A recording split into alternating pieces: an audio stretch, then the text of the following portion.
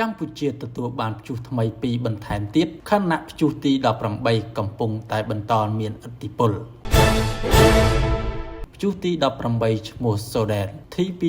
2618 បានវិវត្តទៅជាព្យុះសង្គារីរួមជាមួយនឹងព្យុះទី19ឈ្មោះ Nara ទី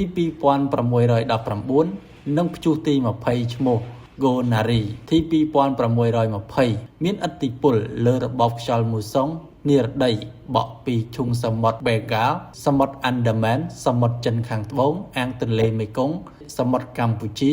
និងលើព្រះរាជាណាចក្រកម្ពុជាព្រះរាជាណាចក្រកម្ពុជាពុំស្ថិតក្នុងគន្លងផ្លូវដើររបស់ព្យុះទាំង3នេះទេស្ថានភាពបែបនេះធ្វើឲ្យអាកាសធាតុចាប់ពីថ្ងៃទី24ដល់ថ្ងៃទី26ខែសីហាតំបន់វាលទំនាបសីតុណ្ហភាពមធ្យមអបបរមា25អង្សាសេលនិងសីតុណ្ហភាពមធ្យមអតិបរមា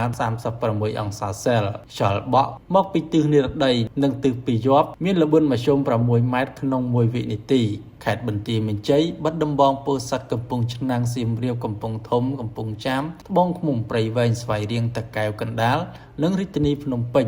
អាចមានភ្លៀងធ្លាក់ជាមួយផ្គររន្ទះនិងខ្យល់កន្ត្រាក់គ្របដណ្ដប់លើផ្ទៃដី 30% តំបន់ខ្ពង់រាបសីតុណ្ហភាពមធ្យមអបបរមា24អង្សាសេលនិងសីតុណ្ហភាពអតិបរមា35អង្សាសេលខ្យល់បក់ពីទិសនិរដីនិងទិសបស្ចិម8ម៉ែត្រក្នុង1វិនាទីខេត្តកំពង់ស្ពឺប៉ៃលិនឧត្តរមានជ័យព្រះវិហារក្រចេះស្ទឹងត្រែងរតនគិរីមណ្ឌលគិរីជួរភ្នំដងរែកតំបន់ជួរភ្នំក្រវាញអាចមានភ្លៀងធ្លាក់ជាមួយផ្គររន្ទះនិងខ្យល់កន្ត្រាក់គ្របដណ្ដប់លើផ្ទៃដី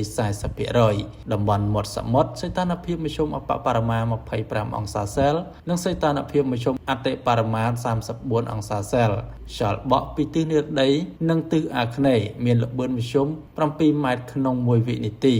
ខេត្តកោះកុងព្រះសីហនុកំពតកែបជួរភ្នំបូកគោអាចមានភ្លៀងធ្លាក់ជាមួយផ្គររន្ទះនិងខ្យល់កន្ត្រាក់គ្របដណ្ដប់ផ្ទៃដី 60% រលកសមុទ្រមានកម្ពស់មធ្យមអបបរមា 0.50 ម៉ែត្រនិងកម្ពស់មធ្យមអតិបរមា 1.75 ម៉ែត្រ